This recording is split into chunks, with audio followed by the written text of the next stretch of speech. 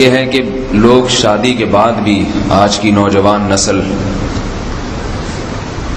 زوجہ سے، بیوی سے غیر فطری طریقے سے ہم بستری کرتے ہیں.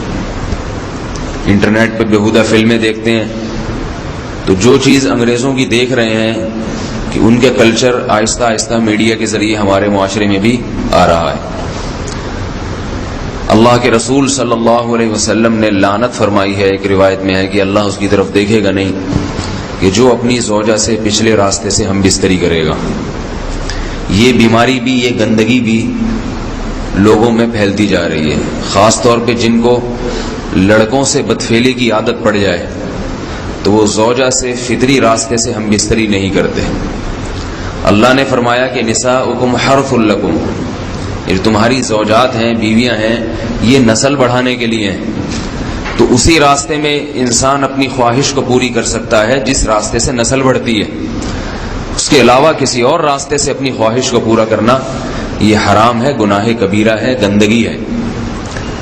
ہمارے پاس کیسز آتے ہیں، ایک پاک دامن لڑکی کی شادی ہوتی ہے، لڑکا بھی بظاہر بڑا نیک، لیکن کیا ہے، لڑکا چونکہ ٹھرکی ہوتا ہے، شہوت کا درندہ ہوتا ہے، تو وہ یہ نہیں دیکھتا کہ میں اپنی بری خواہش مٹانے کے لیے میں اپنی زوجہ کو غیر فطری طریقے پر مجبور کیسے کر سکتا ہوں. تو مجبور کرتا ہے پھر اپنی بیوی کو. اس میں جو عورتیں زیادہ پاک دامن نہیں ہوں، نیک نہ ہوں، یا ان کو یہ ڈر ہو کہ طلاق ہو گئی تو ہم کہاں جائیں گے، وہ پھر اپنے شوہر کے ساتھ اسی غیر فطری طریقے پر آمادہ ہو جاتی ہیں. اور اس کا عذاب اور اس کا وبال یہ ہوتا ہے کہ کچھ دنوں میں ان کو بھی اسی کی لت پڑ جاتی ہے. انسان جب بھی کوئی غیر فطری راستہ اختیار کرتا ہے، آخرت کا عذاب تو بعد میں، دنیا کا عذاب یہ آتا ہے کہ پھر اس کو لذت فطرت میں آتی نہیں ہے. پھر جو راستہ اللہ نے رکھا اس میں اس کو لذت نہیں آئے گی، پھر وہ گندگی میں ہی گھسنے کی کوشش کرے گا. اس کی بھی فطرت خراب ہو جاتی ہے، اور جس کے ساتھ یہ بدفعلی کی جائے اس کی بھی فطرت خراب ہو جاتی ہے، وہ بھی پھر کسی کے قابل نہیں رہتے. تو اپنے جان پر رحم کرنا چاہیے. ہم انسان ہیں، ہم درندے نہیں ہیں، ہم گھوڑے نہیں ہیں، ہم گدھے نہیں ہیں، ہم جانور نہیں ہیں، ہم انگریز نہیں ہیں. انگریز نے تو حیا اور شرم کی تمام حدود کو توڑ دیا ہے، وہ تو درندے بن چکے ہیں.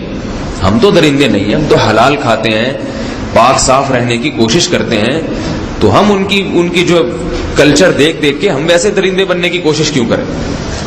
تو یہ بہت بڑا وبال ہے، بہت بڑی برائی ہے جو ہمارے معاشرے میں آہستہ آہستہ جڑ پکڑتی جا رہی ہے، اور اس سے بیماریاں بھی پھیلتی ہیں.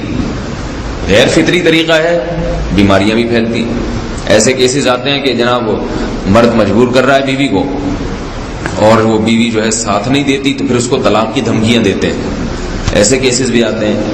اور یہ بھی آتا ہے کہ مرد جب اپنی بیوی کو غیر فطری طریقے پر مجبور کرتا ہے، بیوی آمادہ نہیں ہوتی، تو مرد پھر یہ دھمکی دیتا ہے کہ بھائی میری خواہش تو تم سے پوری ہوتی نہیں ہے، پھر میں دوسروں کے پاس جاؤں گا. تو یاد رکھیں، جس عورت کا شوہر یہ دھمکی دے اس کو کہ میں زنا کروں گا اگر تم نے میری خواہش پوری نہیں کی غیر فطری طریقے سے، تو عورت اپنے شوہر سے کہہ دے کہ جاؤ تم کہیں اور جا کے منہ کالا کرو، تمہاری فطرت میں گندگی ہے تو یہ مجھے گندا بنانے کی کوشش نہ کرو. اس کو زنا کرنے دیں، وہ اللہ آخرت میں اس سے بھگتے گا. ہر بیماری کا اللہ نے علاج رکھا ہے. اللہ کے رسول صلی اللہ علیہ وسلم نے فرمایا، صحیح بخاری کی حدیث، ما انزل اللہ من داء الا انزل له دواء، کوئی بیماری ایسی نہیں ہے جو اللہ نے نازل کی ہو اور اس کے لیے دوا نہ رکھی ہو دنیا میں. تو اگر کسی کو ایسی لت پڑ گئی ہے غیر فطری کام کی، تو اس کو چاہیے کہ وہ اپنا علاج کرائے، ڈاکٹر سے بھی رابطہ کرے. اور سب سے بڑا علاج یہ ہے کہ کچھ وقت صبر کرے گا، چھوڑ دے گا کچھ عرصے کے لیے، تو خود بخود آہستہ آہستہ صحیح ہو جائے گا. ایک آدمی شراب کا عادی ہے، ایک علاج تو یہ کہ ڈاکٹروں سے رابطہ کرے، بہترین علاج کے چھوڑ دے. کتنے دن تڑپے گا؟ 1 دن، 2 دن، 3 دن، 4 دن، 1 ہفتہ، 2 ہفتہ، بہت زیادہ سال ہو جائے گا نا، اس کے بعد خود بخود ٹھیک ہو جائے گا.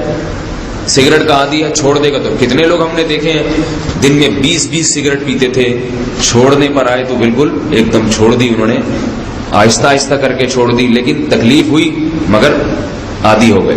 تو اب کسی کو یہ لت پڑ گئی ہے غلط کام کی، برائی کی، تو اس کا بہترین علاج یہ ہے کہ وہ اپنے آپ کو بدلنے کی کوشش کرے، ماحول بدلے، اور کچھ وقت صبر کرے گا تو اللہ اس سے یہ عادت چھڑا دے. نہیں کی، صبر نہیں کیا اس نے، پھر اسی گندگی میں موت واقع ہوگی، پھر آخرت کا عذاب بہت سخت. نسلیں برباد ہو جاتی ہیں اس عمل سے انسان کی. تو بات حیا کے خلاف ہے، مگر یہ کہ ایک بزرگ تھے وہ بات فرما رہے تھے تو کسی نے پوچھا کہ حضرت آپ حیا کے خلاف بات کرتے ہیں، تو انہوں نے فرمایا تم بے حیائی کے کام نہیں چھوڑتے، ہم اس چھڑوانے کے لیے بات کریں تو ہم برے ہیں، اور تم کام کرو تو بھی برے نہیں۔ برائی کا کام کرنے میں برا نہیں بنتا، اور برائی کے خلاف بولنے والا برا بن جاتا ہے کہ دیکھو یہ کیسی باتیں کر رہے ہیں۔